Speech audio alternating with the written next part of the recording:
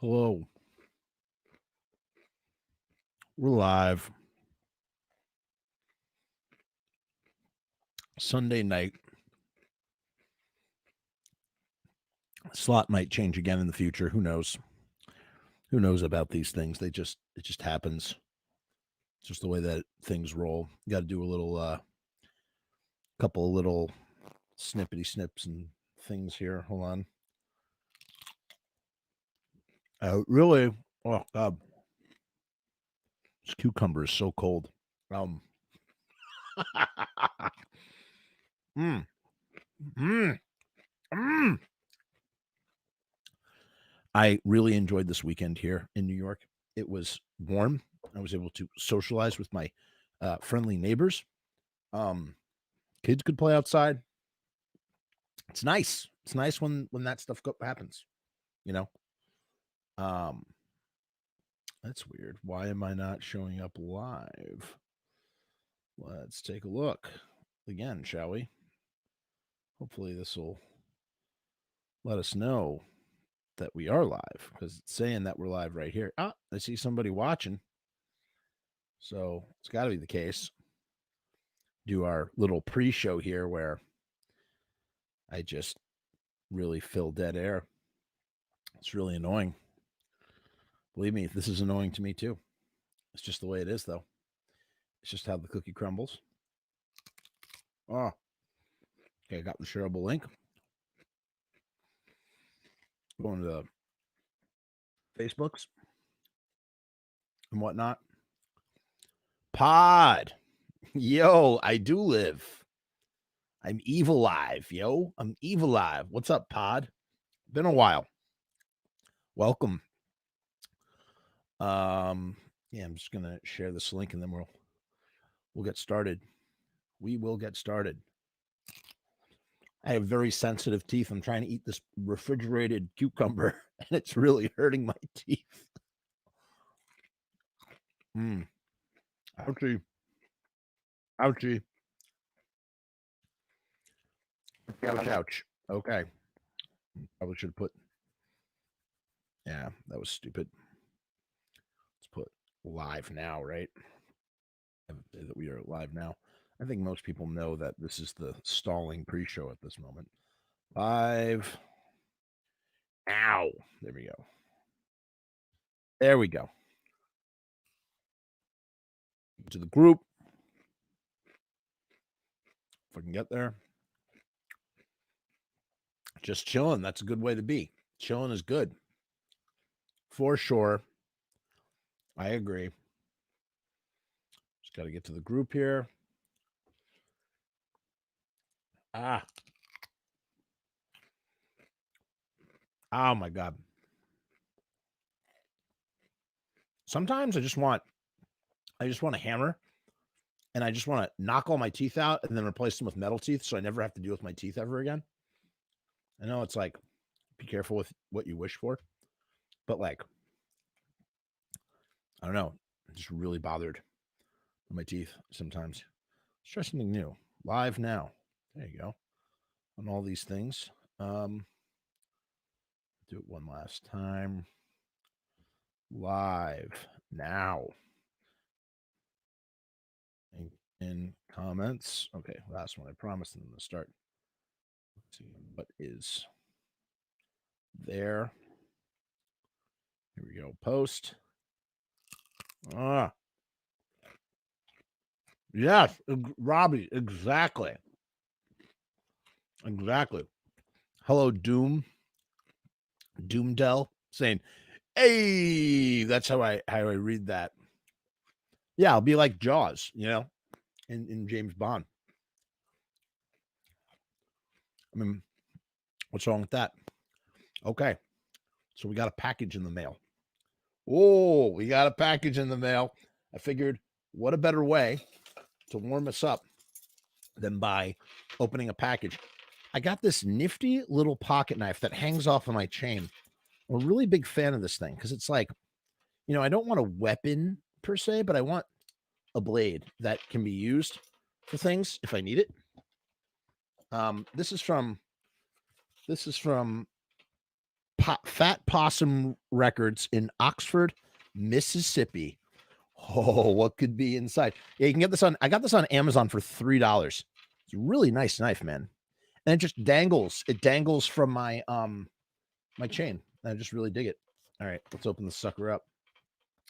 I was going to do a separate unboxing video, and I just didn't have the time to do that. So I figured I'd just do it at the beginning. It says, oh, that's so sweet. Look what it says. We're trying our best.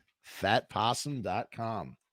Oh, what should I expect in here? I don't know. Boy, these vinyl media wrappers are so good at Oh, what's up, Pete? How are you? Pete says, hey, everybody. What did I get? Oh, she came. Hold on. Let's do the big reveal. Ah! All right, not yet. Hold on. Let me full back up my nifty blade. Again, $2.97 on Amazon. You can't beat that. Okay, ready? Ready for this? We got a nice sticker. I love it. I love it when they send like stickers like this. What's this? Like some sort of rub off situation. There she is. The very first X album. Look at that. This is a record that everyone should own. This is the 40th anniversary edition. My Lord. My Lord. That is pretty as a pear. Let's see what it looks like though. The vinyl is supposed to look really crazy. All right. Vinyl. Who wants vinyl porn? Raise your hand. Misfits fans like vinyl porn. I know that. Oh my goodness, I can't aim this. You got to be very careful here. Just nip it. There we go. Oh, is there nothing nicer? This is sold out, by the way. You cannot get this anymore. This was limited to 500 copies. So it's less than 1,000, which is like, for anybody who yeah, that's right. Nice. Yeah. Yeah. Look at them comments. Yeah. People like that shit. Okay. Let's open it. Oop, I cursed. Look at that. This is like the same back cover. Nothing on the front that signifies it's the 40th anniversary edition. Let's open it up. Oh, that paper is very heavy. Heavy stock.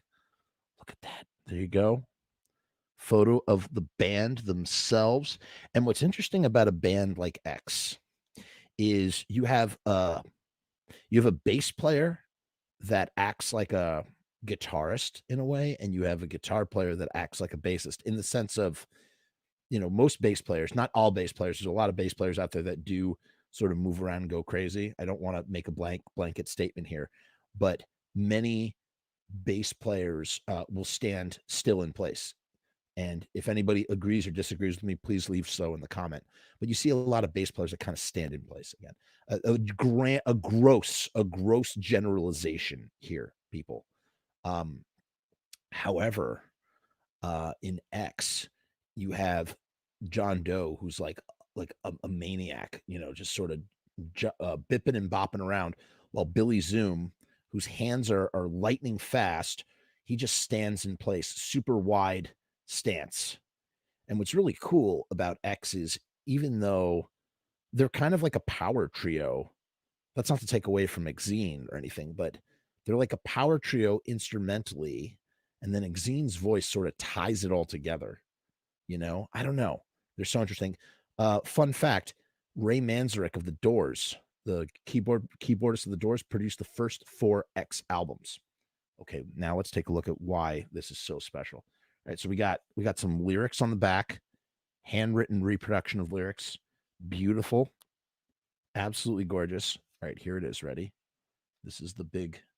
Here's the big to do. Oh, the vinyl is so heavy. Look at that. Heavy as F. Oh, yeah. Gold foil vinyl. Look at that. Is that gorgeous or is that gorgeous? Oh, my God. Gold foil vinyl. 500 pieces sold out. Oh my God. And from my understanding, this is the last one. This was the last one. The very last copy. So this is number 500. Maybe. I guess. I don't know if they're numbered. Oh, it's lovely. I wish I could play it for you right now. I just wanted to share this with you guys because I figured you'd appreciate this unboxing. So I did that. And if you're not familiar with X, shout out to Robbie Bloodshed, who I told to check out X. Robbie, you got to listen to X, buddy. Listen to those first 3 albums. You'll be very happy you did. Go listen to X, people. Just listen to this band. Whoa, what's this? A download card. I love it when I get myself a download card. Okay. It's hand-drawn pressing. Digital download included. Go to the URL. Yeah. Very cool. Beautiful. As Pete says. Pete, I agree with you, man. Beautiful. Beautiful. I love it. I love it. All right. Enough of that. Let me just carefully put it away. Oh, yeah. Oh, my goodness. Oh, it just goes right in. Slip it right in there. Uh-oh. Something's caught. The inside. Did I miss something? No, let me take that card out and then try this again. Sorry. Yeah, slip it back in. Oh, yeah. Oh, it's so nice when it goes in. Yeah. All right. So that is that. I just wanted to share that with you guys. I'm glad. I hope it was as good for you as it was for me. I know if I saw someone doing that, I would enjoy it. I guess that's what people love, the excitement of an unboxing video. Might have to do more of that. So, a couple of news items before we launch in here. Thing number one. Okay, so I have some exciting news. I do another show. Some of you might know I do another show on here called Pizza Punk. Pizza Punk, okay? On my Frumus channel. And if you are not subscribed, this is thank you, Doom. That's right. It's so nice when it goes in. Jeff 2020. Hell yeah. Listen, if you're not subscribed, please subscribe to my channel right now. Please, please, please. This is the number one way that you could freely, without costing you a dime. A lot of us don't have money. I don't have money. I get it. If you have no money, but you want to support the channel or just say thank you for the content, just subscribe to the channel, hit like on this video, leave a comment. All that stuff really helps, boosts you up in the algorithm. That's the key here. So please take a moment to do that. Besides that, as you can see, I've got a ton of videos. I have so many videos coming. You don't understand. You don't understand. So first of all, coming this Friday, November 27th, my pal, Dead Geen, a.k.a. Richie from the Blood-Sucking Zombies from Outer Space. We toured Germany together on the Hell Nights tour, which is a European horror punk tour from Fiend Force Records. Torsten from the other, Rod Usher, he puts it together. And that's where I met the Blood-Sucking Zombies from Outer Space. Such awesome dudes, truly. And Richie, a.k.a. Dead Geen, and I, we really bonded over horror movies. And we caught up after all these years and talked more horror movies. So that's coming on Friday. So check that out. So if you like Blood-Sucking Zombies from Outer Space, check that out. Additionally, they have some really cool things going on in their merch store. So go to Blood-Sucking Zombie. Go to zombies.at. Here, I'm going to put it in the link right here. If you want to find out more about these guys, support them, go to their web store. They are doing the coolest thing with 7 inches. So check this out real quick, real quick, because I think you guys will also find this interesting. So admits and Richie really goes into it in the episode. I don't want to take too much away from it. Here, you can find the link right here, guys. This is what Richie does. Richie starts telling me about how they had to cancel their tour right at the onset of the COVID pandemic and whatnot, and they were in deep trouble. So what they did was Richie, who's a huge fan of certain like old school release where you get the box set, or you get the first release with the box set, but you don't get the other releases. And then the box, you have to fill up the box month by month. And so what they did was they created a subscription release. Every 2 months, you'll receive a new 7-inch vinyl delivered directly to you. and they sold out. It was strictly limited to 222 copies. It is going to be released as 112-inch vinyl, so check that out. They're numbered and signed. They have extra bonus downloads, extra goodies and merch, and you're supporting them by making the album, by basically pre-ordering the album, and it's called Shock Rock Rebels. Richie is a huge fan of Alice Cooper, and that's his main inspiration, who gave birth to the shock rock genre. So check these guys out. They have a lot of good music. I recommend A Decade in Decay, which was the album that they were promoting on the Hell Nights tour that I was with them on.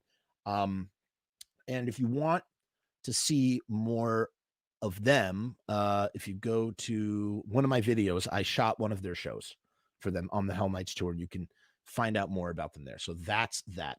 Next big news. This is Danzig Samhain Misfits related. Okay. This is good. This is really good. So I hadn't spoken to him. We talked. That's not true. We chat online all the time, but I had not seen him in 9 years. And Pete Damian Marshall, Damian from Samhain, who was the guitarist for the entire tenure of the band, reconvened with me. We had done an interview once before 9 years ago for the documentary of this show is raising awareness for. They came from Lodi, and Pete came on. Pete's a punk, and we talked all things Samhain. We talked about his time playing with Iggy Pop. Just really, really fun, informative episode. Lots of illuminating little tidbits. If you like tidbits, if you like tidbit revelations, this is the show for you. It's very interesting. It's definitely from Pete's perspective of things, and I'm hoping in the future to get other perspectives of this time, this Samhain time. But Pete was so nice to sit down and chat, and I'm grateful for his time. So check that out. That's going to premiere on December 4th live on this channel. So that's like 2 weeks-ish away. I'll be talking about that the next 2 weeks. And yeah, like I said, subscribe to this channel, man. Horse Johnson says the 1979 episode was really cool, Jeff. Thank you for watching, Horse. I'm glad you dug it. If you really like it, leave a like. Take that comment that you left here and go leave it on the 1979 video. That pushes it up in the algorithm. That helps. So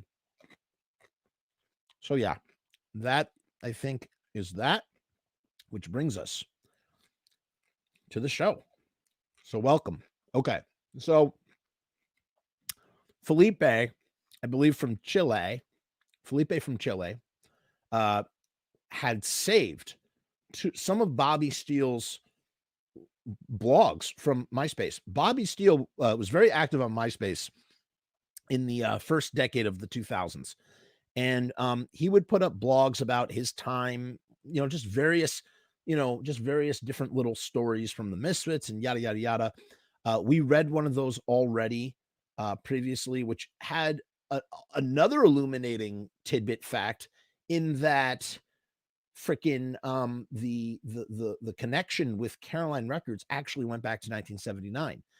Beware, the EP, is the reason why Glenn even was talking to Caroline in the first place.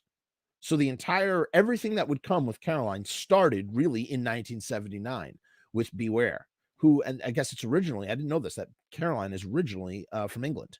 So that's how that all sort of worked itself out. The other post, which was covered in 1979. So if you've seen 1979, you can see the video version. And that's the thing, that story. And, it kind of kills me that I didn't discover this before and then read this and then put that content into 1979 in my quest to try and make 1979 as complete and as full as possible. But, listen, stuff just keeps coming. I mean, that's why 1979 took so long, because I just kept adding stuff, adding and adding and adding and adding and blah, blah, blah, blah, blah, blah, blah. So, we're going to get it now. I would say this is probably the most detailed account from someone who technically was there, but not really there because he wasn't conscious when it happened. So if we're really accurately looking at this information, we need to remember that Bobby Steele was told this by someone, and then this is his story after he had been told, because he was not conscious at this point.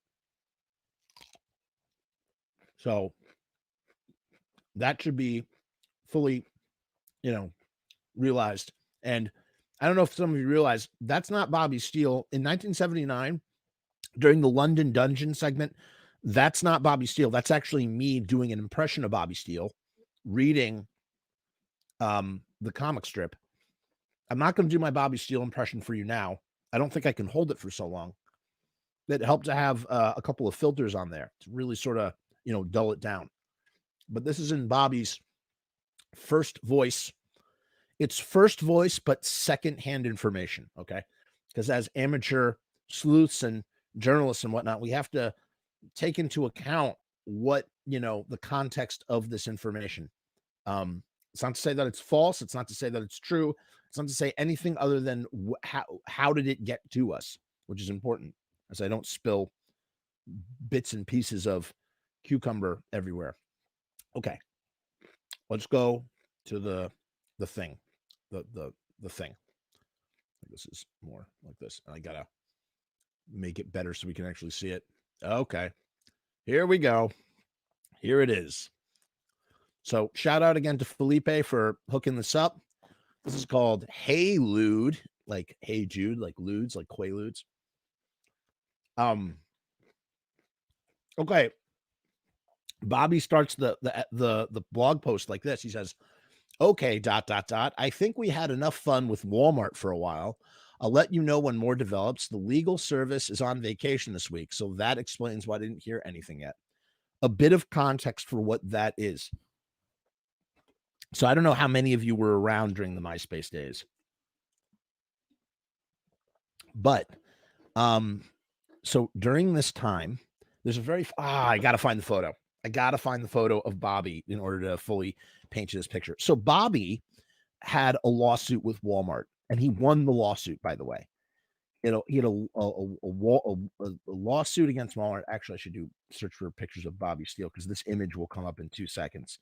It's a very iconic image of Bobby. Let's see if we get up. Here it is. Super easy to find. Okay, guys, I found the image. Okay, let's see if you can see this. See that image? So this image here,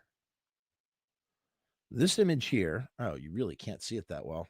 You can kind of see it. Was stolen by Walmart and mass produced on all sorts of apparel. I believe mainly handbags. By Walmart. So Walmart was profiting off of Bobby Steele's likeness and image. Now, mind you, the print of the bag itself, and I wonder if that would be a collector's item. And someone answer me that question. Is that a collector's item? Would you consider this to be a collector's item to have that? Yes, right. They put it on a handbag. And I had seen one. I'll get to my story. I have a small interconnection with this story. I mean, nothing with the lawsuit or anything, but just that I experienced it myself. Like I actually saw the end result myself at that time.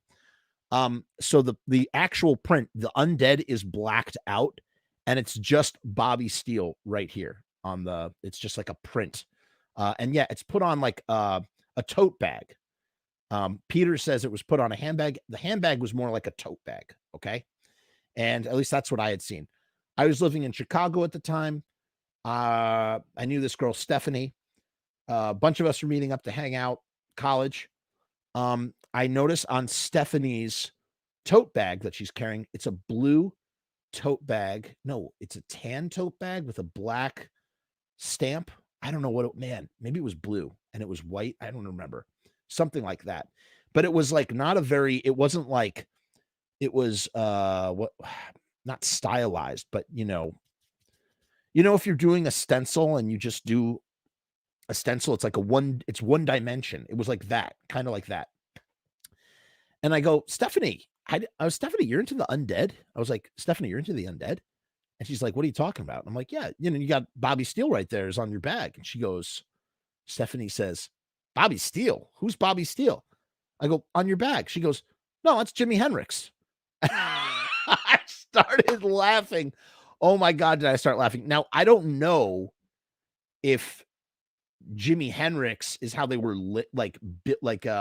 advertising this tote bag, or if Stephanie, who maybe might not have been so familiar with rock music at the time, was just like, oh, hey, look, it's Jimi Hendrix on a tote bag. Yoink, I'll take one of those. But she's all like buying this and just, walking around thinking that she has Jimi Hendrix. I'm going, Stephanie, that's not Jimi Hendrix. That's Bobby Steele. He's from this band, The Undead. He was a former guitarist for the Misfits. And she's just like, whatever. Shrugs her shoulders. Bobby had the same email address that he's had for a billion gajillion years. I emailed Bobby. I was like, Bobby, they got your bag. They got your. I was like, where'd you get it? She's like, I got it at Walmart. So I told Bobby. I emailed him, thinking that maybe he wasn't aware of it. Of course, Bobby was aware of it, and Bobby was like, "Oh, I already know about it. We're in litigation right now. I've already sued." And from my understanding, I don't know if it went to court. I don't know if they settled, but Bobby won that case, and I hope that he got a chunk of change, a nice lump sum from that settlement.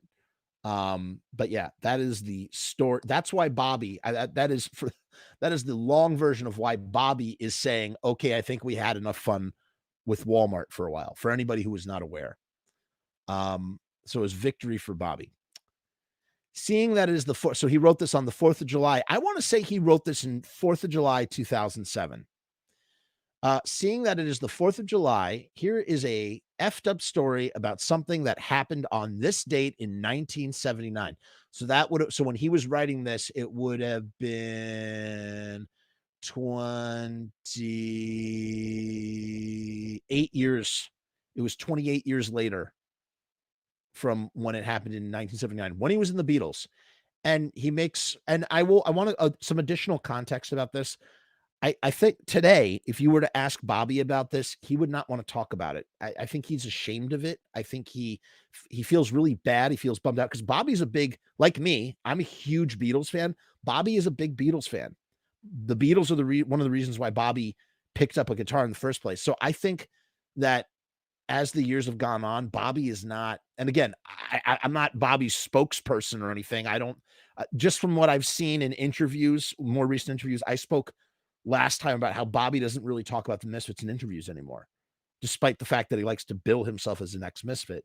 He don't talk about the Misfits really. So I think that we should, have that context as well. So Bobby doesn't feel too good about the story. And if you do encounter Bobby in the wild post-COVID, maybe don't bring this up to him because he don't want to talk about it, or he might be bummed about it or whatever. I could totally understand and respect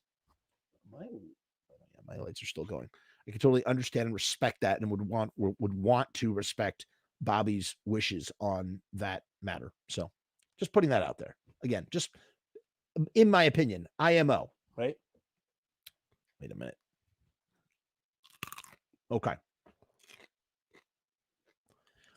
Seeing that it's the 4th of July, here's a effed up story about something that happened on this date in 1979. I don't condone this behavior. And it's really a miracle or some other fluke that I survived all the crazy-ish that I was doing back then. In other words, don't try this at home or anywhere else.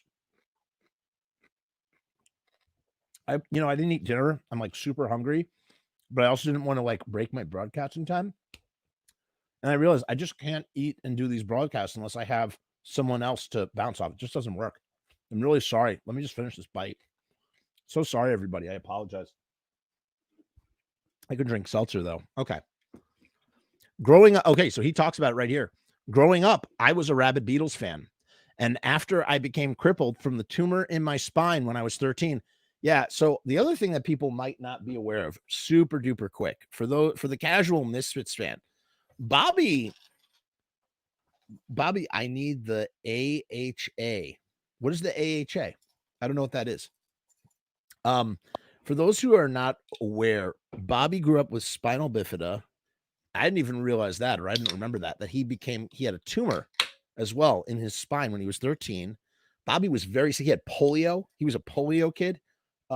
His chances of survival as an infant were infinitesimal, and he somehow defied the odds. He's crippled. He's crippled, and he walks around with a cane, and they call him Bobby Steele because he used to have steel in his leg, or he had a steel brace at one point. Bobby Steele. It's a really cool name. When you think about it like that, turning your disability into something to empower you by, or empowerment. So it was the Beatles records that got him through the hardest ish. Even before that, it was the first appearance on the Ed Sullivan Show that inspired me to play and get into bands. Because of his FU attitude, I especially admired John Lennon and dreamed about how it would be if I ever met him. So, yeah, I mean, that really says it all. And that generation, yeah, that Ed Sullivan Show, 1964, February 2nd, 1964, the Beatles play Ed Sullivan. I Want to Hold Your Hand is number one in the country. The Beatles take over the earth. And every kid starts, oh, yes, the aha. Thank you. Yes, I do need the aha. Thanks, horse. Well, tonight it's LaCroix. It's Limoncello LaCroix. What was I saying? Yeah, that was like a watershed moment, the pinpoint when rock and roll really launched into the mainstream in that kind of way. A wise man once said, "Be careful what you wish for." This took place at the infamous Mud Club in New York City, which was way downtown, below Canal Street. My impression of it was that it was a trendy, new wave version of Studio 54 at that point. I mean, they even had a guy who stood inside a rope and selected who could get in. The Misfits had been invited as guests to Walter Luer's birthday party a few months earlier, another insane story involving members of Alice Cooper and lots of cake. I think I know that story. I think. So we were instant celebrities. He says that in quotes. I don't know if they were celebrities. Again, this is not okay. So let's take some more context out. Okay. It's 1979. They've just played with the Damned, which is probably the thing that elevated them more than anything within the New York punk scene. Because other than that, they were just a working band playing Max's Kansas City like everyone else. I don't know. Celebrity is quite an accolade, Bobby, if you're asking me. But Bobby could be like, "Hey, screw you! You weren't even a twinkle in your daddy's eye," and he'd be right. So I mean, you always got to remember that stuff. I mean, so we were instant celebrities, and the doorman had to let us in, as Bobby says. He had to let us in, as well as all of our guests. That was a big mistake, because I would just befriend the skeeviest punks and get them in for free. That was a big mistake, because I would just befriend the skeeviest punks and get them in for free. Wow. Didn't know that Bobby had that kind of pull. On July 4th, 1979, things started off as usual. Unbeknown to any of us, Steve Mass, the owner, had been trying to raise the visibility of his club for several months. He already had most of the underground stars, but he was hoping for more. It turned out he spent many months trying to convince the reclusive Beatle, John Lennon, that it was safe for him to come out of hiding and that no one would make a big deal over him at the Mud Club. Finally, on July 4th, 1979, John Lennon decided to come out of hiding for the first time since Sean had been born, I think. So Sean was born in 1975. A little background for those who are into the Beatles, or the Beatles and John Lennon and New York City and the 70s as it relates to all this stuff. From what's mostly known is that John Lennon, who was literally there as punk is exploding, really stayed outside of it. John Lennon doesn't get too involved with that stuff. In fact, the stuff that he really gets turned on to, in fact, is early B-52s, whom he takes a particularly liking to because they remind him of his wife, Yoko Ono's, because, in Rock Lobster, she goes, ah! So this was, this was John Lennon's real connection, and also playing with members of Cheap Trick on I'm Losing You, on his final album, Double Fantasy. But John Lennon and really all the Beatles had sort of skipped over punk. John had been quoted saying, I appreciate the spirit. It's like, thinking that it's down and dirty, a down and dirty return to rock and roll. In John Lennon's mind, he's probably like, and which was kind of true, because if you know the connection between the Beatles and the Ramones, I did a whole video on that recently, a little bit. The Ramones take their name from the Beatles. Paul McCartney's stage name was Paul Ramone. And the Beatles from 1959, 1960 to 1961, early 62, are leather clad, playing very simple 3-chord 1950s rock and roll, just like the Ramones to an extent. So before the Ramones, the Beatles were the Ramones, if you could imagine that. So in John Lennon's mind, he's going, those lads over there, they're just doing what I used to do. Me and me band. I can top that hat too. Wait a minute. I know who that is. I can top that hat too. Oh, wow.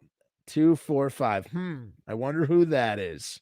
I wonder who that is. Actually, he can top that hat because I know he got one. Yes, 1,000,000%. Yes, Joe, 1,000,000,000%. We're doing it. Did you ever see Chuck Berry's reaction to Yoko? Yes, I have, Pete. Oh my God. Should we pull that up real quick? Because it's too good. Point is, I'm going to keep talking. I don't want to stop talking. Point is, John Lennon is just like, they're just doing what the old band used to do. Blah, blah, blah, blah, blah, who cares? That sort of thing. Chuck Berry, Yoko Ono. Let's see if we can find this. John Lennon was oblivious to Yoko Ono and the embarrassment that she would cause from time to time. And this is why she was so hated. I think Yoko is not the demon that people make her out to be, but, she did, she was a piece of work. She could be a piece of work. Let's see. Nope. So watch this. Look at Chuck Berry right there. There's Chuck Berry and John Lennon doing their thing.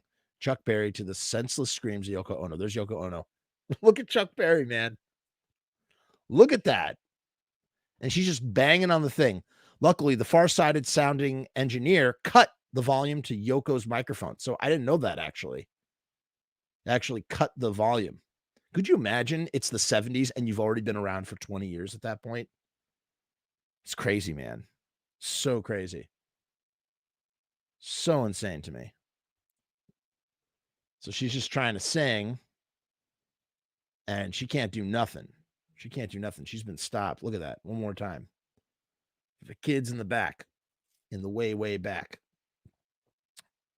Look at that. Look at that. He's just like, he's going, freaking Yoko.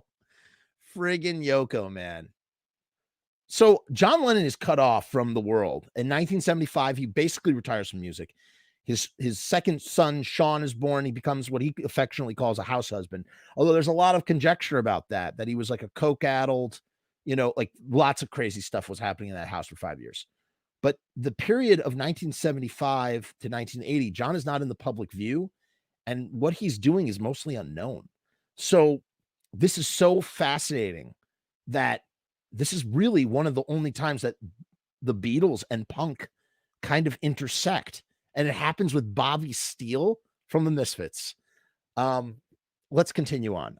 Enough of that was a real detour we took. So Steve Mass, the owner of the Mud Club, convinced John Lennon to come down. And John Lennon's favorite drink, by the way, was Brandy Alexander's, which he used to drink on his lost weekend in 1974, which was an 18-month period when he split from Yoko Ono, went out to LA, hung out with Alice Cooper and Harry Nilsson, and was producing the album Pussycats for Harry Nilsson, and Ringo Starr and Keith Moon. And they called themselves the Hollywood Vampires, which would later be a band featuring Johnny Depp and Alice Cooper. So John Lennon used to love to get drunk on a Brandy Alexander, which is like cognac and milk. Yuck. He was a bad, violent drunk too. It was the first time I had ever drank a Long Island iced tea. This is Bobby. Well, actually, I think it was more like 3 or 4. I had also taken 1.5 Quaaludes. I don't know if Quaaludes are still around, but back in the day, a Quaalude was a type of downer. It was a pill you would take. It was a depressant, I guess you would call it. That just Took you way down, man. Probably helped, especially too if you're doing, Coke, and you're all the way up here and you're not drinking booze. You take a lewd and you get way down, balances you out and whatnot. He says, which were very strong sedatives and not a good thing to mix with alcohol. People were buying me beers too. Imagine what all that could do to a 115-pound punk. Like I said, don't try this at home, kids. Could you imagine Bobby Steele in 1979 is 115 pounds? Doyle could pick up Bobby and physically break him over his leg. Could you imagine if Doyle today picked up Bobby back then? Well, I mean, I don't know how much Bobby weighs now. Would it be more horrific if it was Bobby 115 pounds back then or Bobby at 60 something years old now weighing whatever he weighs now? I would imagine maybe he weighs more now. Who knows? In any case, 115-pound punk drinking Long Island iced teas, doing lewds. Don't try this at home, kids. He says, I can remember moving from the downstairs bar to the upstairs lounge area. The place was packed like never before, and all the seats were taken. I went to the back room, and there was a spot on the open couch, so I plopped down. Then I noticed some familiar music. Horror Business. Interesting. So Horror Business was playing, which means, can you imagine that John Lennon, if John Lennon was there at that specific time? I guess he was. This is so crazy. John Lennon heard Horror Business. That blows my mind to think that a Beatle listened to the Misfits. What? The guy sitting next to me had a cassette player and was playing Horror Business. I asked him where he got it, and he just glared at me and said, "You're Bobby Steele, aren't you?" And went on this tirade about how the Misfits were some kind of saviors. See, now, Bobby, like, I don't want to, this feels a little elaborated on, a little bit. Someone had made a cassette of Horror Business in 1979, the record that you had just, wait a minute, when did Horror Business come out? It had come out the month before. It came out when they played the show with the Damned, right? I think. Someone correct me on that if I'm wrong. So if that's true, and they played a show with the Damned, they played a show with the Damned and released Horror Business, and then a month later, a guy's hanging out in the Mud Club with a I guess it's possible. I'm not saying it's not possible, but like, I don't know. This is kind of like, guys, do you know what I mean? Like, really? Did that really go down like that? And that the Misfits were some kind of saviors? The Misfits were elevating their presence at this time. They're going to headline Irving Plaza, which up until that point, they had never done anything like that. Okay. All right. Yeah. So June 26, 1979 says Pod. Thank you, Pod, for that. You're pulling Jamie duty, Joe Rogan style, and I appreciate that. Okay, so June 26th, so that's 8 days. So you're telling me a weekend, someone's sitting at the Mud Club with a cassette of Horror Business. Wait, so wait. And then hold on. So someone next to him had a cassette player, which means it was probably one of those cassette players that you could record and listen to music on, right? At the same time, because it wouldn't have had headphones, because how would have Bobby have heard it? So maybe John Lennon didn't hear Horror Business the way we thought. We have to re-envision what this device looked like. It's not like a Walkman. It's like one of those tape players. You know what I'm talking about? With like the speaker, and you can hit record and play and blah, blah, blah, blah, blah, blah. I don't know, man. I don't know. Hey, correct me if I'm wrong. I don't know.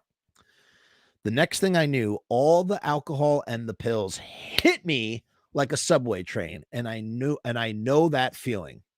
And I flew onto the floor and began convulsing violently. Picture John the Baptist meets Jesus and seeing Jesus go into a sudden drug-induced fit. And that's the look on this guy's face. So he's saying that guy looked at him like he was Jesus because he was in the Misfits, I guess. which I'm sure Bobby Steele today, being the religious, devout Christian that he is, probably wouldn't see it in this way. Although he's saying this is a figure of speech. I don't know. I don't know. I don't know, Bobby. I guess it makes sense. And that's the look on this guy's face. He says he can see Seth MacFarlane animating that scenario from Family Guy. It's kind of cool that Bobby in 2007, he's, still tied in. He's got his finger on the pulse of pop culture. He's down with Family Guy, makes a Family Guy reference in a 2007 MySpace blog. As if timing couldn't have been better, Glenn Danzig's girlfriend, a Mud Club assistant manager, Patricia. Patricia is Patricia Reagan. Patricia Reagan is in my documentary. And yes, she was Glenn Danzig's girlfriend. And we had a cool chat. And I don't even remember what's in the chat. And I wonder if there are going to be any gems. Patricia was good friends with Mark Kennedy. So Mark Kennedy and myself and Patricia Reagan, Glenn Danzig's ex-girlfriend, the person that Bobby is referencing right now in this article, got together and we did all their interviews back to back to back. They came from Lodi. Go catch it when it diabolical bathtub. Diabolical bathtub says, I suspect this might have been Bobby coming up. I do remember, Robbie says, I do remember that Bobby was a huge South Park fan around the late 2002. Yeah, I guess Bobby is just more, I don't know. I just wasn't expecting a Family Guy reference from Bobby. I thought that was kind of cool. That makes sense. So Patricia Reagan, who I didn't know she was the Mud Club assistant manager. She also worked for Punk Magazine with John Holstrom, who's also in my documentary. Patricia walked in and saw me. She introduced herself and offered to find me a seat until I could recover.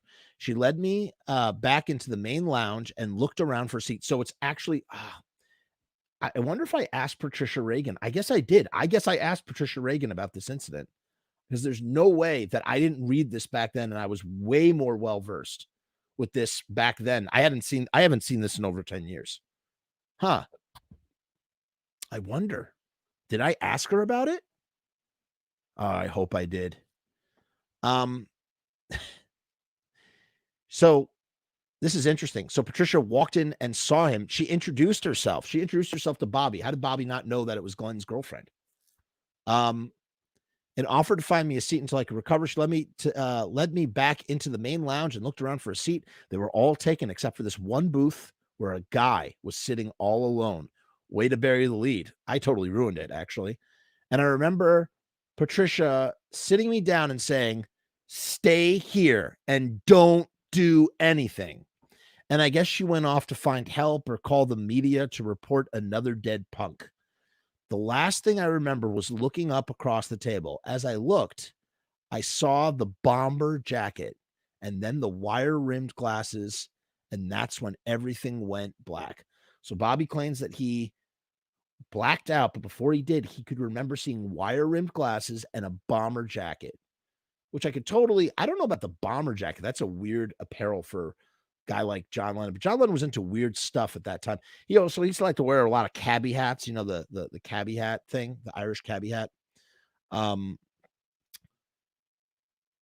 came to, so he says, I came to as some girls who were throwing cold drinks on me. So he blacks out and then he comes to, right? He comes to as some girls were throwing cold drinks on me and screaming, why'd you do that? Why'd you do that? Hey, Bobby Steele, why'd you do that? I asked, what did I do? And that's when they told me I puked on John Lennon. I recently came into, I gotta find it. That I don't know if this is the proper appropriate time to use this photo, but I'm gonna use it anyway because I just love using it for every single reason. I puked on John Lennon. I love that photo. It's the perfect reaction. Shout out to Joe. Joe hooked me up with that photo. It's great. Great photo.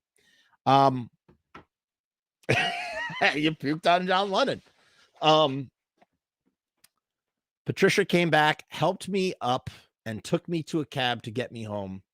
And as we got to the end of the block, she said, see, and pointed to John Lennon walking and looking disgusted. So Bobby claims here in this testimony that he saw John Lennon walking off looking disgusted. A few years later, I learned that this happened to John Lennon once before in 1966.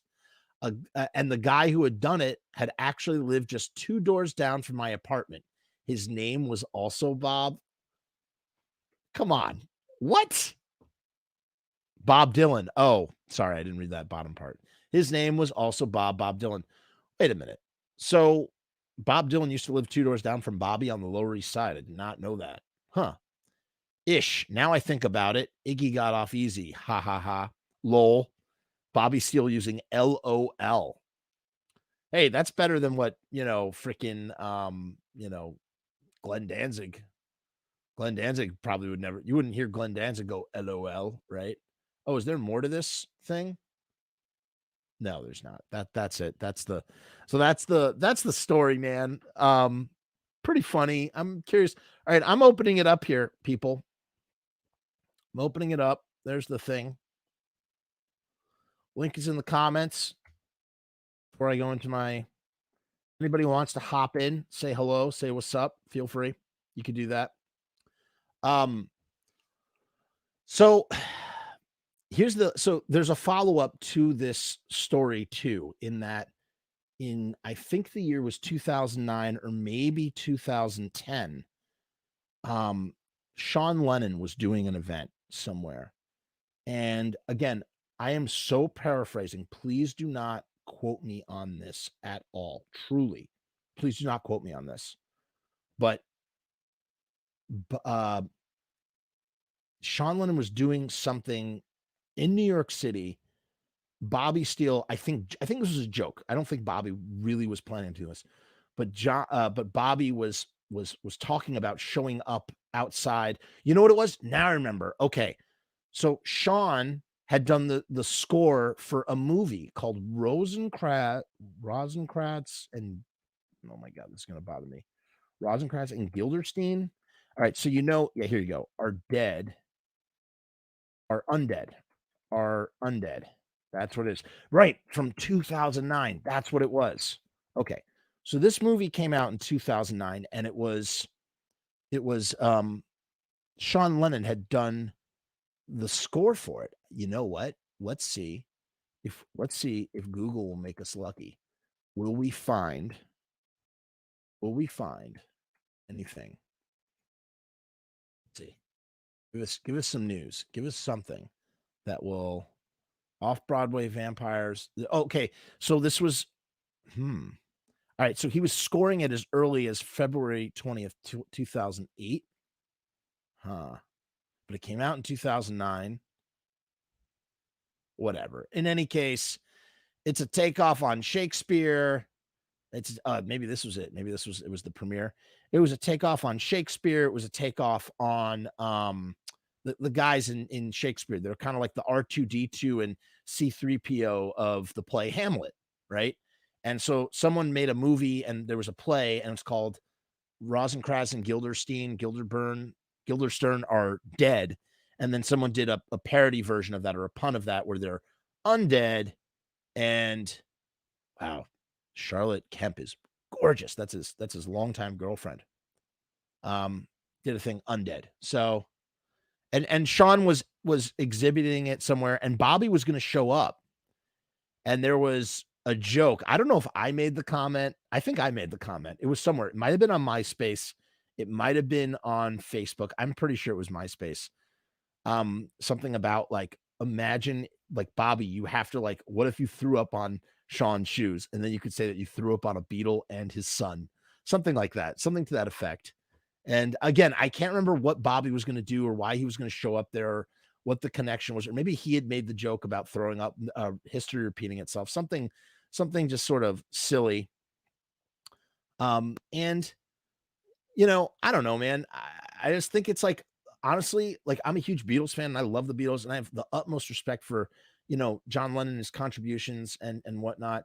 And, I understand why Bobby would feel ashamed by this thing, but at the same time, like, it's probably the most punk rock thing of all time. I said this in 1979. there's nothing more punk rock than throwing up on a Beatle, right? It's like, if the Ramones are like the anti-Beatles, then the Misfits are like, follow in the Ramones path. It's like here's the Misfits and here's the Beatles, the complete like opposites, and Bobby throws up on John Lennon. Crazy. Such a crazy. And I asked Bobby about it when I did our first or second of our interviews. I did ask him about it. I don't remember. I mean, he told me the story. I don't remember if he left any details out, or if he told it like that. He probably told it like that, because Bobby's Misfit answers are very manicured. It's the same answer over and over and over again for interviews, because everybody's asking him about the Misfits this, Misfits that. And so yeah, I don't know. We have a comment here. Diabolical bathtub. A diabolical bathtub. This isn't vomit related. Sorry, but did Jerry just lie to everybody about how serious the tour offer from the Damned was and kept the scam up for the 2 or 3 weeks, or he has never spoken about that? Wait, what? This isn't vomit related. Sorry, but did Jerry just lie to everybody about how serious the tour offer from the Damned was and kept the scam up for 2 or 3 weeks, or has he never spoken about it? Here's what I think about that. I think, and again, key word here. Let's remember this always when I talk. I think, therefore I think. Oh, what's up? We got Pete in the waiting room. Here, Pete, I'm gonna bring you in. Okay, you gotta mute yourself though. You gotta mute yourself, Pete. Or lower the volume. I can fix that. Hold on. No, I can't fix that. Shit. Can you just mute your mic for now? Just momentarily. Yeah, there we go. Oh, much better. Thank you, Pete. I can't hear what you're saying. Let me just finish. Wait, Pete, where are you going? What happened, Pete? I'm always inviting people in and they never stay. Pete, come back if you want. I'm just finishing my answer. I just couldn't. I was getting feedback, Pete. I couldn't concentrate on what I was saying from what you're saying. Pete, feel free to come back in and eat your Taco Bell. I invite you back. Please, feel free. As I was saying, about the Damned show. Yeah. So here's what I think happened. I think Jerry, who is, again, I think, okay, Pete's back. Pete, give me 1 second. I'm going to tell this story and then I'll bring you in. Okay. Just hang out, eat your food, hang out. I'll bring you in. Okay. So friggin' Jerry's like a gregarious guy. He's a generous guy, right? He's like always like, showing like all this hospitality, right? And so when he goes to Dave Vanian after the Hurrah show, or is talking to him at the Hurrah show and saying, hey, let's do a tour together. He's not saying it like that. That's not that version of Jerry Only yet. He's going, hey, what's going on? And Dave's like, yeah, sure, we can do a tour together. That Jerry is that a verbal confirmation is enough for that idealistic, naive Jerry Only, in that, he's young, the Damned are his comrades now. What reason does he not have to believe that that everything's going to work out, that they're going to have a good deal, that it's going to work out in that kind of way? And then in terms of like actually getting the contract signed, I don't know. I mean, he never got the contract signed.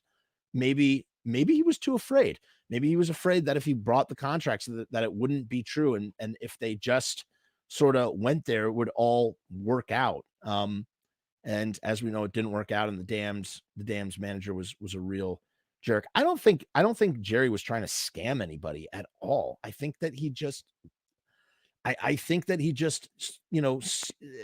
sees the good in someone's word, and takes them at their word. And so when, that's what I think, at least. Someone else prove me wrong, please. All right, I'm going to invite Pete in. Pete's eating Taco Bell. How's your Taco Bell, Pete? Great. Nice. I had ghost pepper sauce. I can't see it. Turn it around. Turn it around this way. Nice. Ghost pepper. That looks spicy. So what's going on, man? Not much. I just got done work, but nice. That story of Bobby throwing up on John Lennon's shoes is so great. I was thinking if they made a movie like a Tim Burton Ed Wood style movie, like all this history would be so great.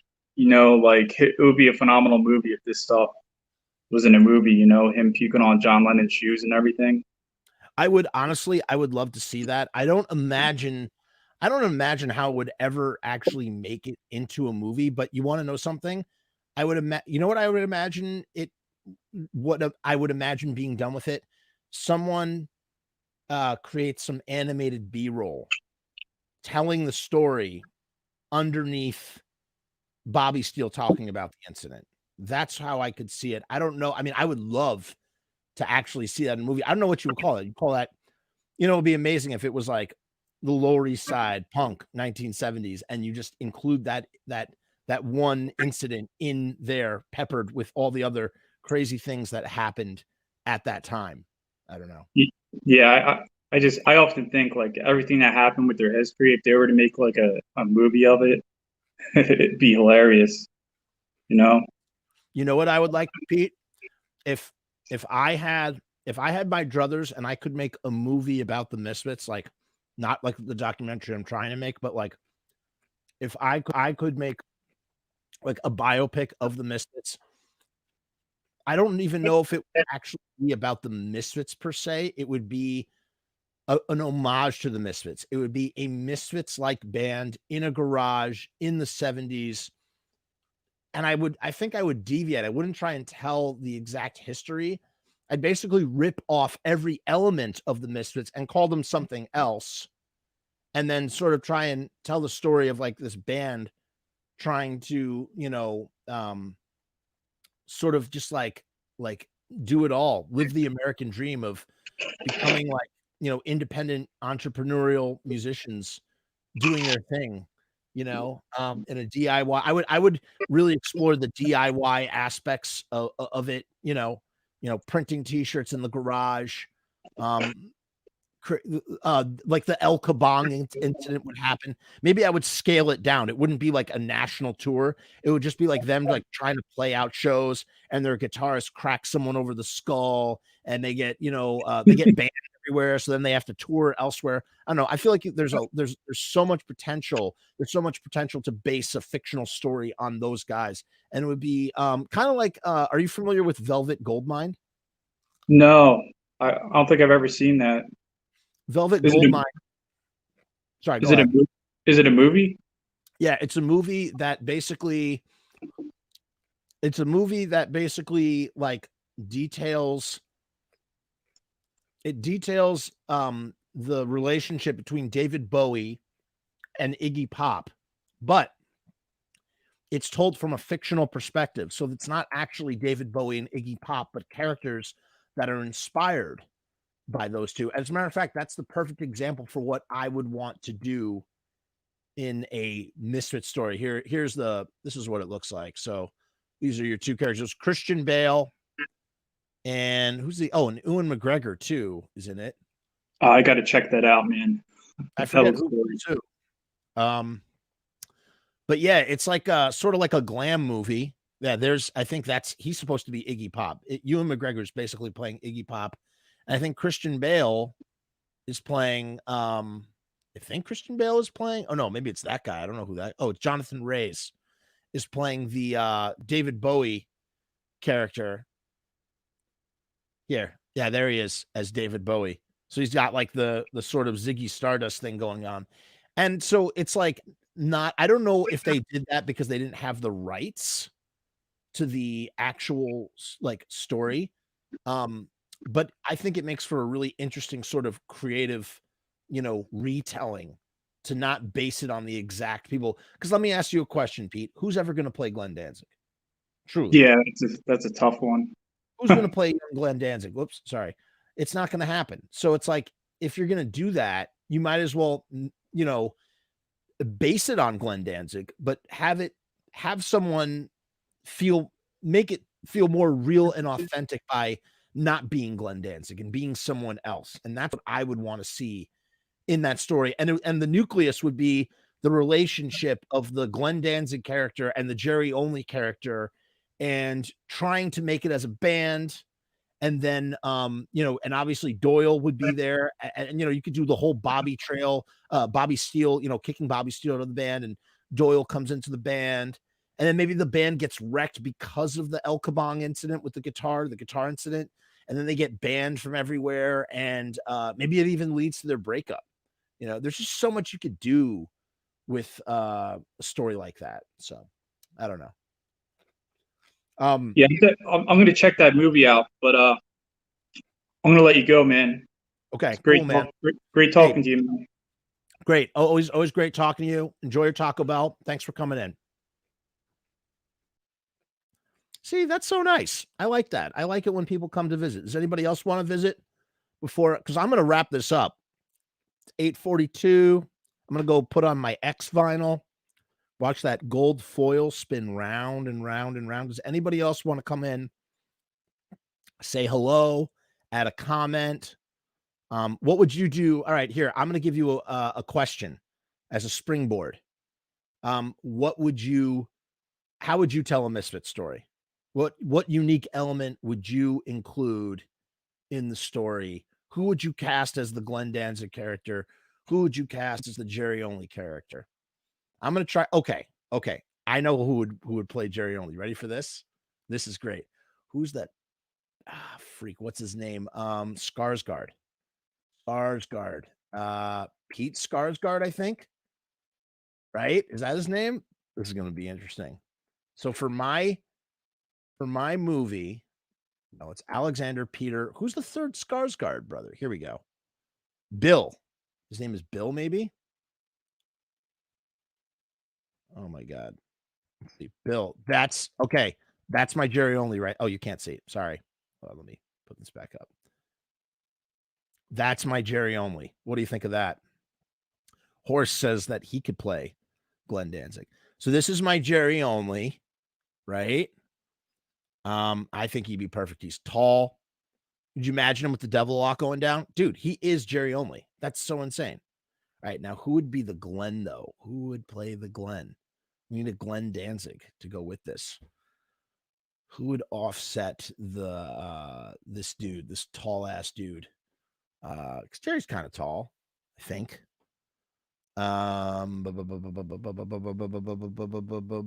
Who would I get?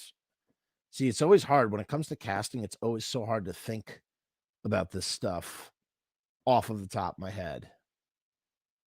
Danny DeVito. Wait, hold on. We got a ton of comments. Let's see here. Pod says that's a good Jerry for sure. I agree. Joe says Danny DeVito. Yeah, right. Matthew Lillard is Jerry. Let's take a look. Matthew Lillard is Jerry. Let's see. I could kind of dig it. No. Nah. Maybe as older Jerry. I don't know. No. This doesn't work. No way. I always thought a young Robert De Niro looks like Glenn. Let's see. Robert De Niro. 1970. Can't type. Robert De Niro, 1970. No, the nose is all wrong, man. No way. Nuh-uh. Nope. That's not going to work. Daniel Radcliffe as Glenn Danzig. Holy crap. You want to know something? Wow, Pod, you might be onto something right there. That is crazy. Daniel Radcliffe as Glenn Danzig? I don't know. Could he do it? All right. If it's the actual Glenn Danzig, I don't know. But if you're doing like a Velvet Goldmine thing, absolutely. If it's a Velvet Goldmine thing. But if you're actually casting Glenn Danzig, I'm not sure. I'm truly not sure. He does have the square face. Okay, wait. Too many comments. All right, hold on. Sean William Scott is Henry Rollins. Let's take a look. I think you're onto something there. Yo, absolutely. Okay. So just for some context, we're not necessarily saying that it is Henry Rollins himself, but it might be a Henry Rollins-esque character like the Velvet Goldmine, or maybe actually Henry Rollins himself. Yes, I agree. 1 million. Milton the Monster, you are hands on. So Pod saying that Daniel Radcliffe has the square jaw. Joe says Tony Danzig. Tony Danzig. Danzig. Who's the boss? Look at that. It's already been done. Look at that. Tony Danzig. I don't know. No, I don't think so. I'm not sure. Nah. We could do oh my God. Oh my God. Freaking nailed it. Sigourney Weaver. Come on, Joe. Be nice. Be nice. Don't be, I just want to say something. Travolta. Okay, we'll look at that in 1 second. I want to say something. One time, many years ago, Joe came over to my house, my apartment, and Joe had these cool bumper stickers. And you know what the bumper sticker said? You take the bumper sticker and you put them under a stop sign. And you know what was on the bumper sticker? Making fun of Danzig. So you find a stop sign and you put underneath it, making fun of Danzig. Stop making fun of Danzig. Which, by the way, the mark is still there, but the sticker is long peeled off. Let's see Travolta. Let's see a Grease Travolta. Grease. I mean, I was thinking of actors today. Okay, honestly, first choice for Glenn, Mark Wahlberg. Mark Wahlberg is Glenn. I guess actually this could be a 1978 Max's Kansas City Glenn Danzig. A little bit. Maybe. Okay, so now let's look at Mark Wahlberg. Ready? Mark Wahlberg, rock star.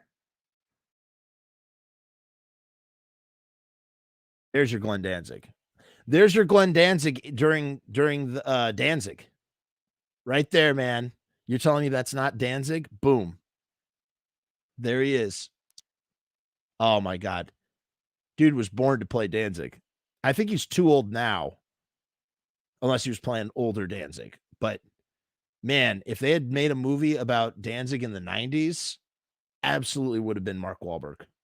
Without a doubt. Yeah, Joe says Travolta for the win. I don't know, man. I don't think so. I think Mark Wahlberg cinches it for Glenn Danzig, personally. If we're talking about like actual like resemblance and whatnot. Yeah, I don't know, man.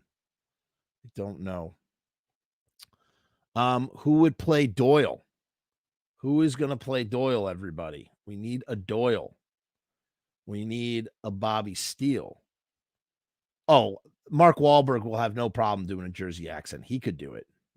He could totally do it. I think he could totally do it. Who would be? Look at that. Saved by the Bell. For whom the bell dings. That's perfect, man. That's great.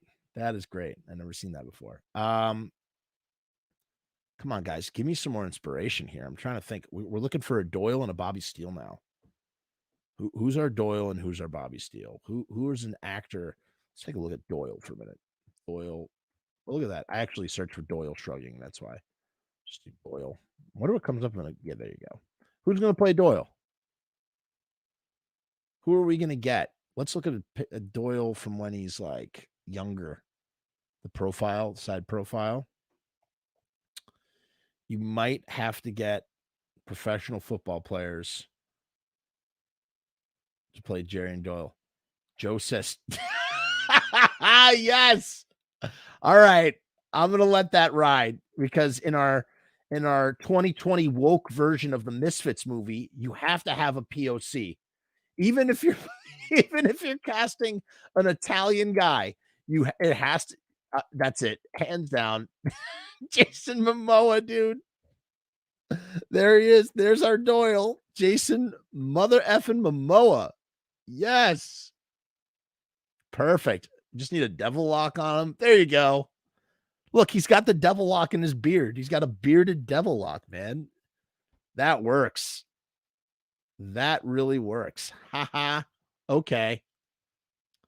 Okay. Wow, look at that. Look at how he aged. He was Conan. I forgot about that. All right, now Bobby Steele. Who is our Bobby Steele, people? Come on. We're casting the Misfits movie for anyone who's joining us. Please subscribe if you have not already. He could do it for sure, except that he's not Italian. I mean, this is ridiculous. Yeah, oh my God. I couldn't bear to see Jason Momoa without his sexy eyebrows. Look at that. Look at these eyebrows, man. He's got the little slice in his eyebrow. He could do Doyle. Oh my God. He's Doyle. He is Doyle. I got to tell you something. Lisa Bonet, still after all these years. Holy hell, what a piece. What a piece. I wouldn't say that on my other show, but I'll say that on this show. I don't mind. What a piece. Look at his kids. Beautiful children. Freaking children of the world right there. Half black, half Jewish, half Polynesian. What else is Jason Momoa? He's got something else in him. Children of the world, those kids. Come on, guys. Bobby Steele, Robo. Who is going to play Robo? We need someone to play Robo. This is important. Who's going to play Robo? Who do we get? Tom Hanks. If we're doing anything, wait, hold on. We got more comments. Pod says Thomas Dekker is Bobby. I don't know who that is, but hold on. Before we get there, Robo, see that? Robo is going to be played by Tom Hanks. Come on, that's so funny. Tom Hanks. Tom Hanks, 1980s as Robo. Let's see. Oh, yeah. That. Just imagine a bald Tom. Dude, come on. Is anybody not blown away that Tom Hanks looks like Robo? Like, this is hilarious. This is so funny. All right, hold on. Who's Thomas Dekker? Thomas Dekker. I don't know who that is. Thomas Dekker. Let's see. You know what kills me? I guess he's saying as Bobby. You know what? I mean, yes, he would. Yes, he would work, but I'm not familiar with him, so it's not funny to me. It's not. Yeah. Oh, yeah. He would totally be like the pretty boy version of Bobby, the Hollywood version of Bobby, for sure. But it just kind of bums me out that I don't know who this guy is, so it doesn't really work for me. I was trying to cast actors today, the good half anyway. I don't know what that means. I was trying to cast actors today. I wasn't thinking about any actor, but then, obviously when you open it up, suddenly you get Tom Hanks as Robo in my Misfits movie. Oh my God. You have Tom Hanks as Robo and you have Mark Wahlberg as Glenn, and you have Mark Wahlberg going to Tom Hanks, Robo, fold those 7 inches or else you get out. You owe me $50 for rent. Be like hilarious. Who else? Oh my goodness. All right. What about a buffed up, what's his name? Who's the guy that's married to Mila Kunis from Kelso? Kelso from That 70s Show. Kelso, That 70s Show. What the hell is his name? He could play Doyle. Absolutely a Doyle right there. There's your Doyle, or another Doyle at least. Kelso would work. Look at that. Totally with the devil lock. I see it. And friggin' Danny Masterson is Glenn Danzig. Oh my God. Look at that. No, that would be terrible. And he's not a good person. Come on, people. Yeah, Ashton Kutcher, right. Oh, yeah. Yeah, right. Ashton Kutcher. Ashton Kutcher would absolutely be Doyle. Like 1980 Doyle as he's just joined the band, right? There you go. Who is, okay, what about Joey Image? Who's playing Joey Image? Who's playing Mr. Jim? Man, this is getting really, really. This is getting a little crazy here. I don't know, people. Trying to think. You go on, do this. Camp out at the Home Depot at about 8 a.m. You'll find your robo in no time. Joe, that was bad, Joe. That was bad. Yeah, I don't know. I don't know. Who would play Dave Vanian?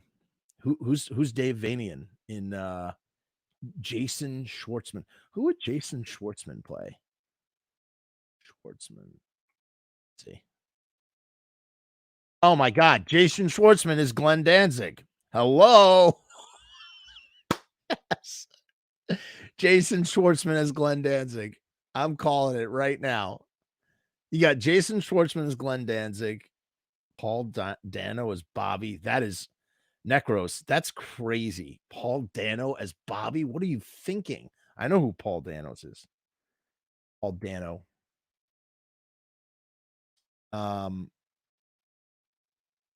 No, I am so blowing the whistle on you for that. As Bobby? What are you drunk? Go home. You're drunk. Peter says Crispin Glover to play John Lennon. Yeah, he would work. Crispin Glover. He's a weirdo. I've heard weird things about Crispin Glover. Yeah, for sure. Oh, for sure. Actually, how about Crispin Glover as freaking Dave Vanian? Is that crazy? Is it too much of a schnozola for that? I think that could work. I definitely think that could work. Well, look at him with his dad. That's his dad. Yeah, that's his dad, and that's Crispin Glover. And Crispin Glover in this picture has got to be at least 50 years old. His dad, I mean, man, they got good genes in that family. Look at that. Look at that. They look like brothers, man. Older and younger brothers. Come on, guys. Give me some more names. I'm running up dry. Come on. Got a little bit more life left in this episode before I call it a day. Who else? All right, let me. I'm not thinking clearly. I'm not thinking. First of all, let's look at Franche Coma for a minute. Who's going to play him? We need to look at their face. Look at this. You know what this was?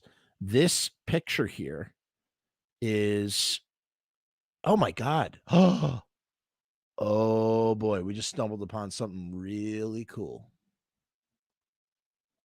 All right, that's going in the pocket for later. Let's save that for later. That's really. Oh, look, there's me. So there's Franche Coma. There is me, and there's Mr. Jim, and we're all doing the static age pose in Mr. Jim's record store sometime in 2011. And this was Mr. Jim's house of video, I think, before it turned into Dinosaur Records. I think. Don't quote me on that. Pretty sure, at least. Let me see, though. There's Bobby. Who would play Bobby, man? I think I was at this show, actually.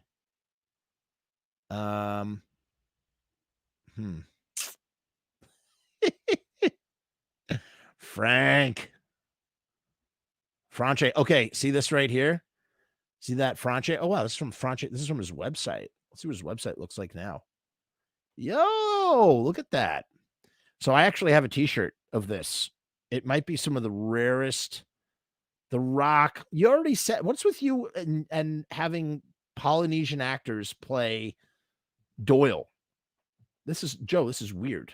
This is weird. Yeah, I mean, I guess The Rock could work, but he's not Italian, Joe. Joseph.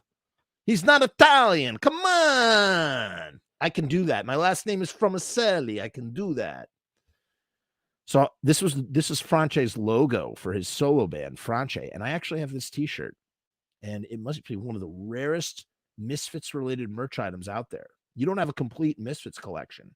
You surely don't have a complete Static Age collection if you don't have a Franche t-shirt given to me personally by Frank himself.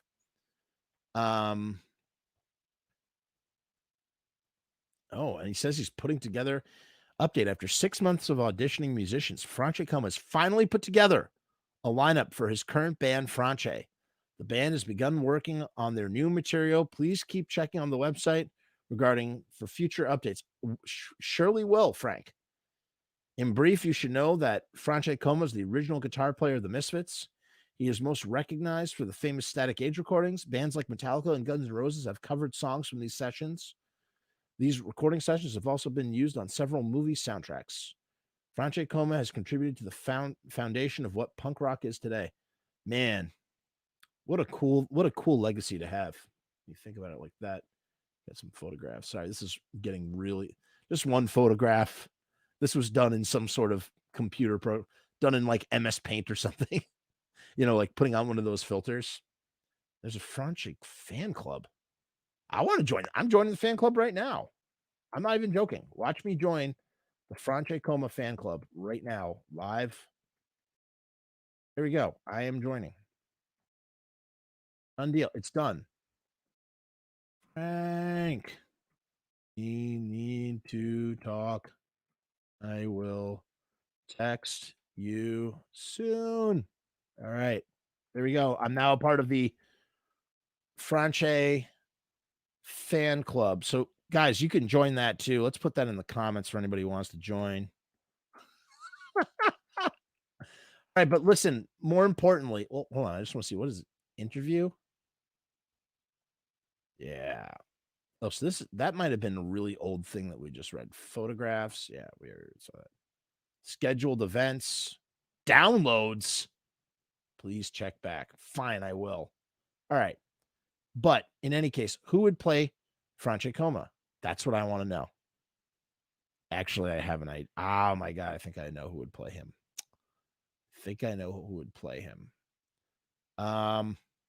Here we go. Look at this picture. Oh, you can't see it. It's too tiny. You guys, who else, man? Who else are we gonna cast in this the show? What is website is this from?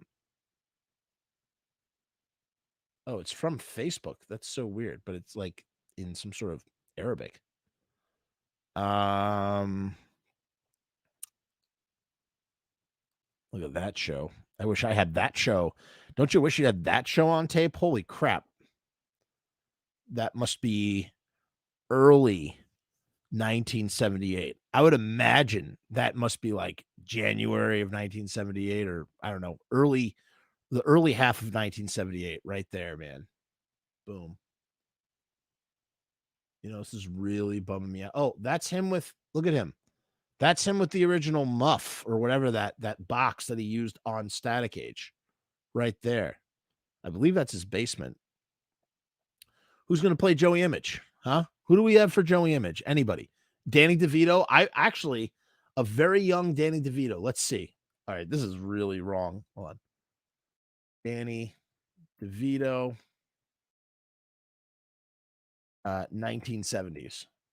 But in 1970s, Danny DeVito play Joey Image. Maybe if he had more hair. I don't know. Maybe it would work. No. I think he's too short and stocky. I mean, look at that. It's a little Joey Image-ish, a little bit. Little teeny tiny bit. But he's super, super short. It would never work, man. Is that his daughter? Holy crap. She's super tiny too. All right, Danny DeVito's out. He's not gonna work. Not gonna cut it, you people, you guys. Boy, this episode really devolved into madness. Look at that. Danny DeVito could be the next Wolverine. Yeah, BS. Look at that. Look at that photo of Danny DeVito. It's hilarious. That is hilarious. No. Guys, I'm running out. Casting Misfits movie. Let's see if that's been discussed before. Oh no, we get that stupid British show. Damn it. That doesn't help us. Casting Misfits punk movie. Let's put punk. Maybe that will help us. No. No. Joe Pesci. Oh my God. That would be insane. Joe Pesci. Oh, this guy. This guy's an interesting fellow. He's in this movie called This Is England. Yeah, here you go, 86. I don't know who he would play. He's British. I don't know who he would play in our Misfits movie. I guess he's in that show. I wonder what the Misfits is about, that thing. Freaking Sigourney Weaver. Come on. Get out of here with that nonsense.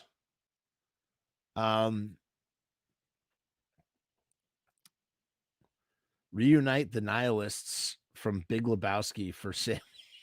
The nihilists from what? So Flea and Peter Stormare. Who would play Erie Vaughn? Erie Vaughn could be played by Bill Skarsgård as well. Actually, that would be perfect for Erie Vaughn.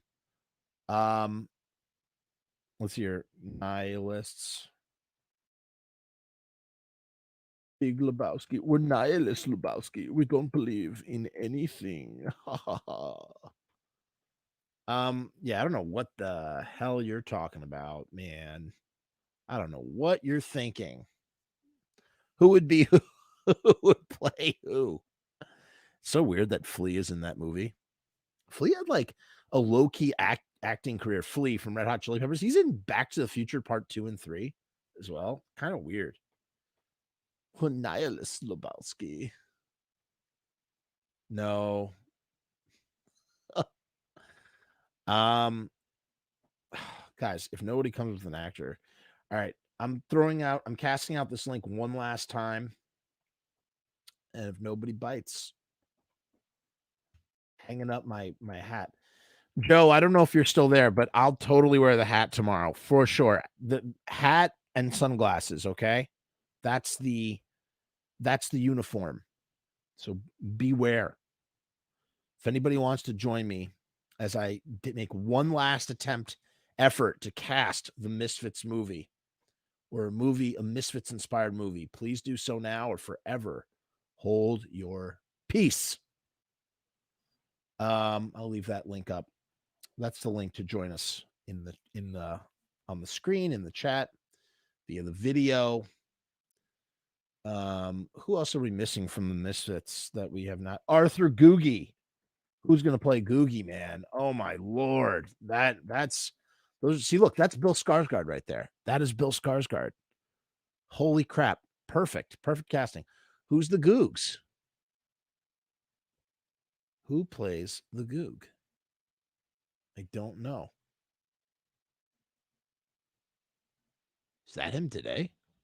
No, it's not. No way. This is that dude who wrote They Leave Stains. It actually happened again. No, that's not him. That's Dave Lombardo. Huh? I don't know. There he is. Look at him today. Goog aged well, man. He's good genes, the Goog. A lot of the Misfits have pretty good genes. Oh, I don't think I've ever seen that picture of Glenn Danzig before. Wow. That's an interesting photo. I've never seen that photo before. This is from Erie's. This is an Erie Vaughn photo. McDonald's. Who's going to play the Googs? Honestly, I can't think anymore. I think my puzzler. Oh, here's a thumbnail for my video.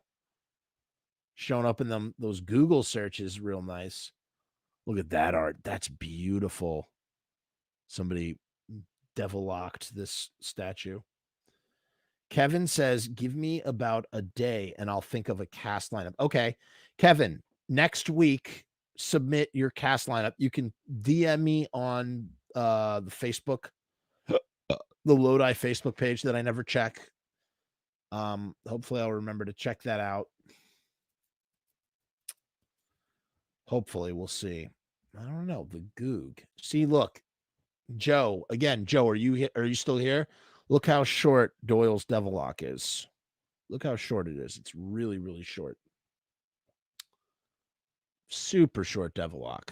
That photo was taken early and used way later. So, guys, anybody who's in here, go ahead. Think it up. Bring it back next week. I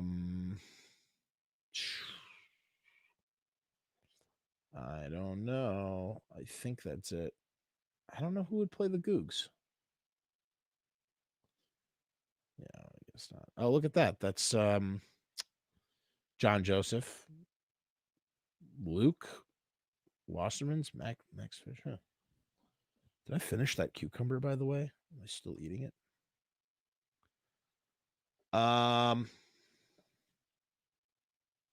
a lot of my thumbnails are popping up in Misfits searches. That's pretty cool. I'm really digging that. All right, I give up. I can't think of any more. I'm cooked. I'm cashed. I'm roasted. I'm snuffed. Checked out. It's done.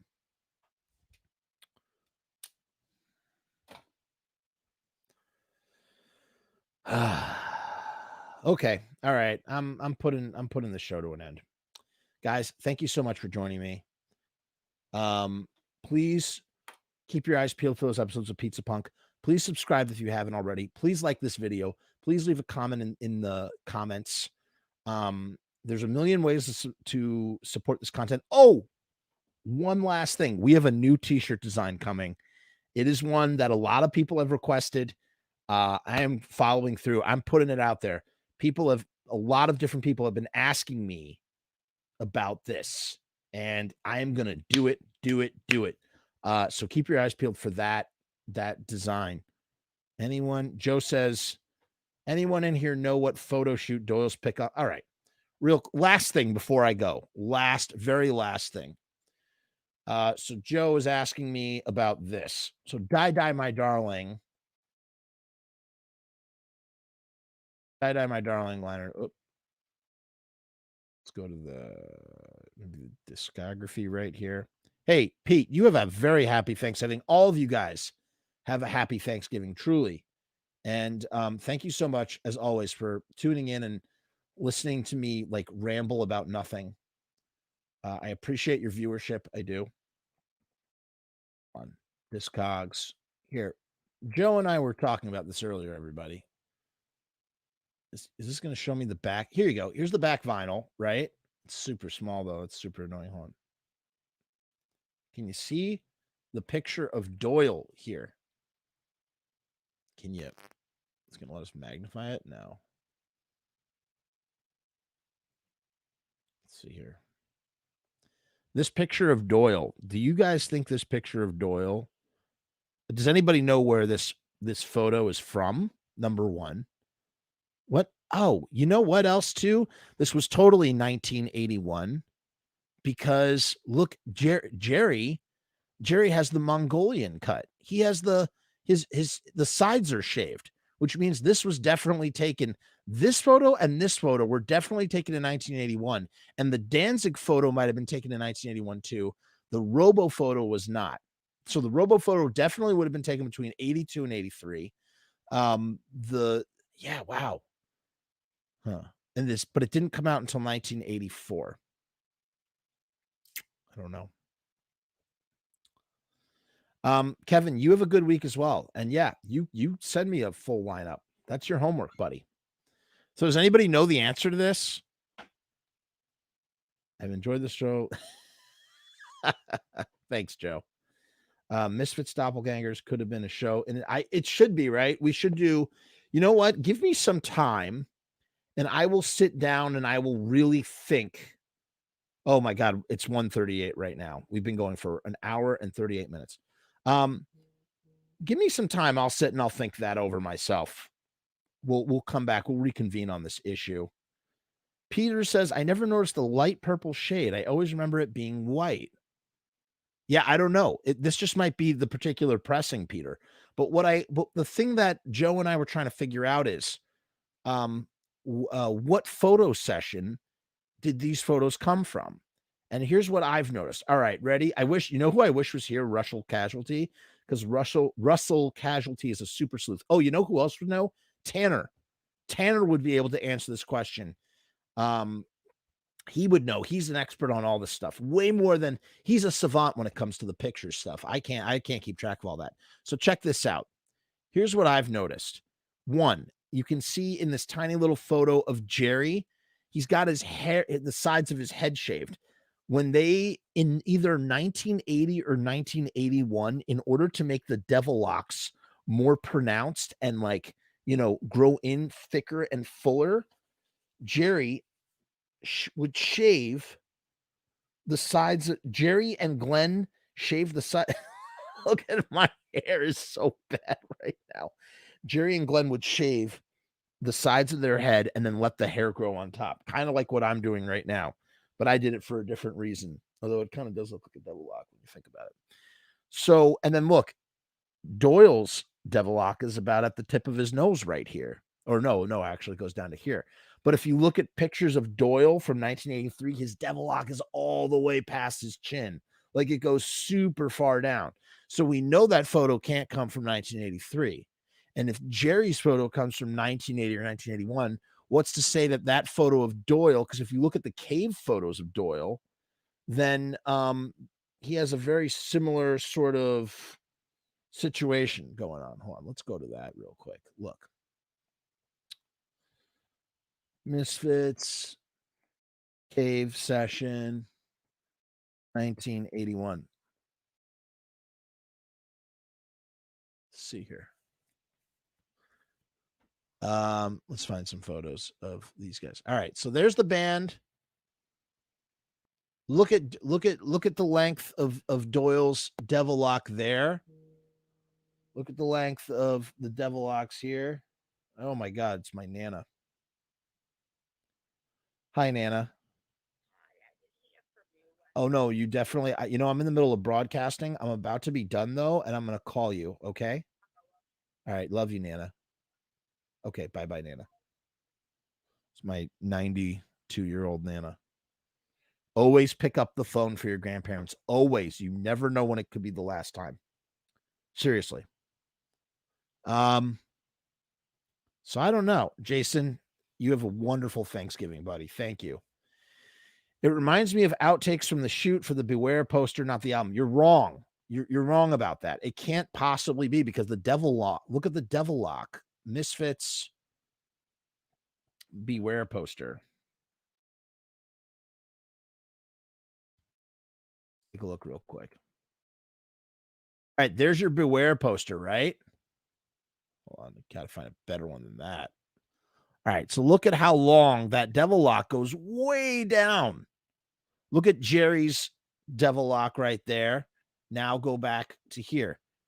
Look at Jerry's devil lock there. Look at how much bald. Look how much he's got no hair on the sides because he shaved it because he's trying to fashion his devil lock. Let's see if we can find picture. Oh man, I wish I knew what to search for real quick.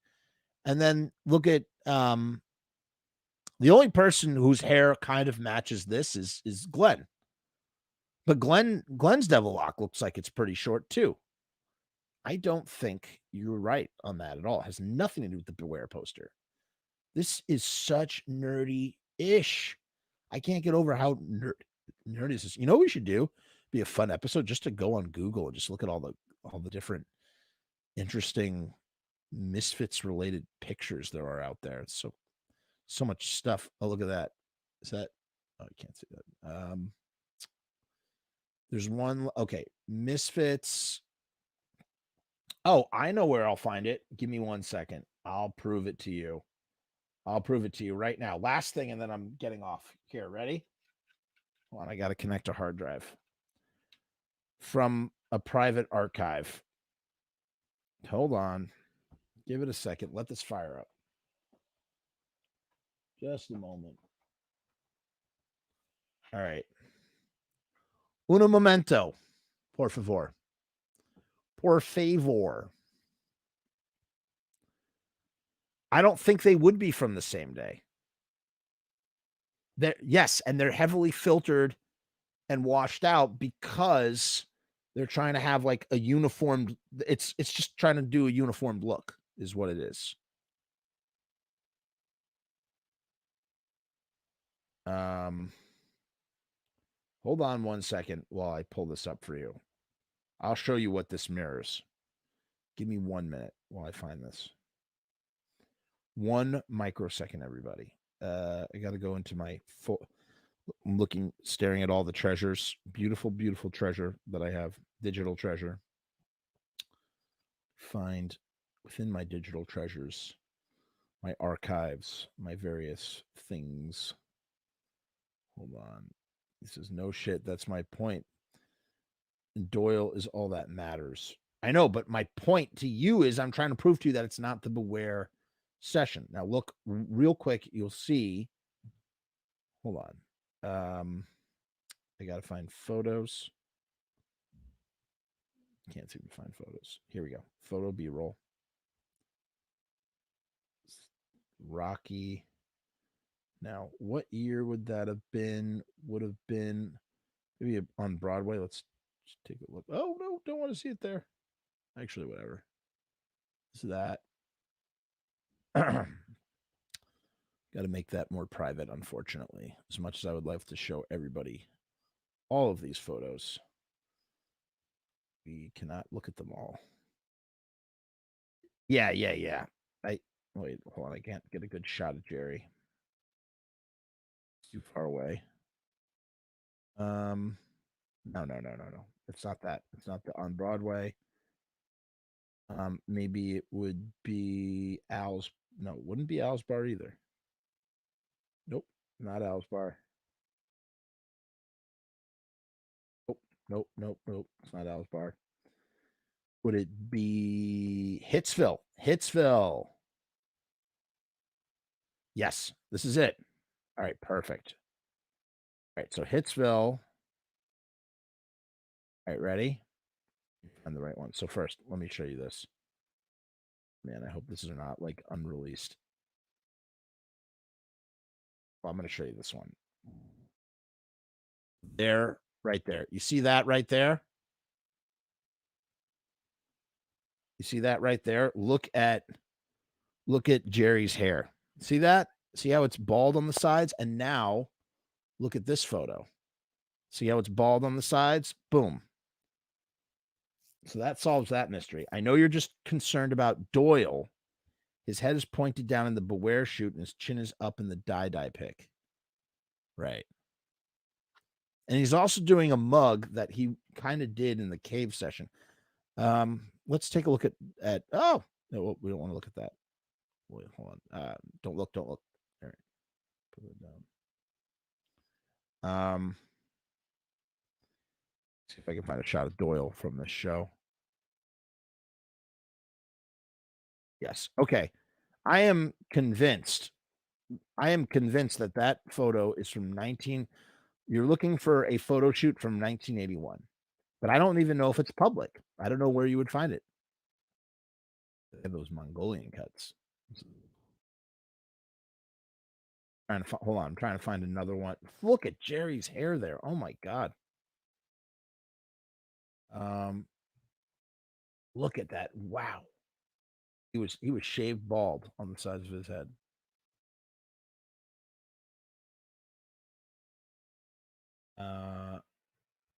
They're all blurry. All the ones Doyle. Get it? I don't know. Forget it. Can't get it. Hence affecting the length of the lock. I don't think that his head tilting up or down would affect the length of, or that lock is too short. Yeah, Pete says, screw Doyle. Look at Glenn's schnoz in the last pick.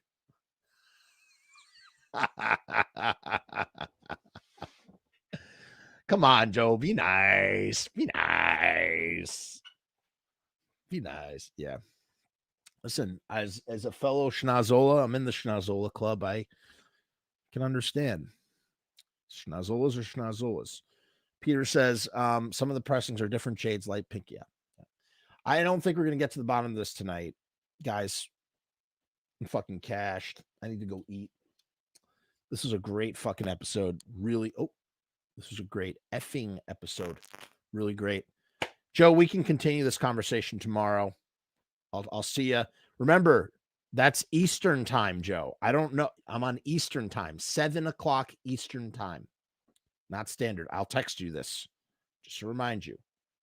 I have a hard out. P.S. You ain't got no GD. Oh, come on. You know what the kids used to call me? The kids used to call me Gonzo. You know why? Because I'm so fat. If I didn't have such fat cheeks, when I had skinny cheeks, when my cheeks were, I used to have such a schnozola. Oh my God. Did you ever see that doodle that Tracy did of me when we were in England? Video business suck me. Just like, ugh. All right, guys. Great broadcast. I'm done. I'm toast. Peace and hair grease.